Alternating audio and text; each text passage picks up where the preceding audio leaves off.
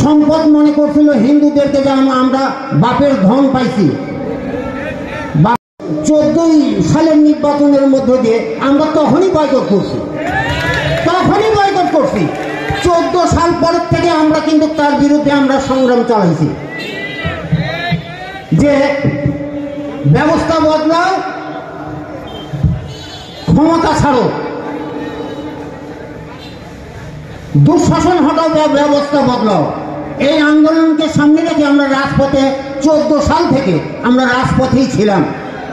সম্মানিত উপস্থিতি, আমি বেশি কথা বলবো না, আমি একটা আবেদন জানাবো। হিন্দু মুসলিম বাংলাদেশে কর্তৃক সম্পদ মনে করছিল হিন্দুদেরকে যে আমরা বাপের ধন পাইছি, হিন্দুরা আমার ঘরের মানুষ, হিন্দুরা আমাকে ভোট দেয়া দেয়। তো এখান থেকে আমি আরেকটা তথ্য, এই দেখেন আমাদের গমরতা, আম্বল, কেশবপুর, ওখানে আমরা আন্দোলন করতে করতে আজ পর্যন্ত খাস জমি ওখানে আছে, ভূমিহীন ক্ষেত মজুর আদিবাসীদের সম্পত্তি। সেই জায়গাটা আজকে আবার অন্যভাবে বিতাড়িত হচ্ছে।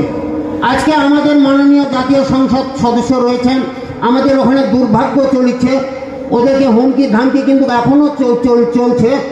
তো আমি এখান থেকে অনুরোধ জানাবো যে আগামী দিনের ভবিষ্যৎ, আমরা যে একটা পথ পাইছি, আজকে যে পথে অনুসরণ করছি, এই পথটাকে আমরা যেন, আজকে জামাতের নেতৃবৃন্দ রয়েছেন, যে পথ দিয়ে আমরা চলছি, এই পথটাকে যেন আমরা বাঁচিয়ে রাখতে পারি, আমরা যেন ধরে রাখতে পারি, সবাই যেন এক পথে চলতে পারি, এক জায়গায় চলতে পারি।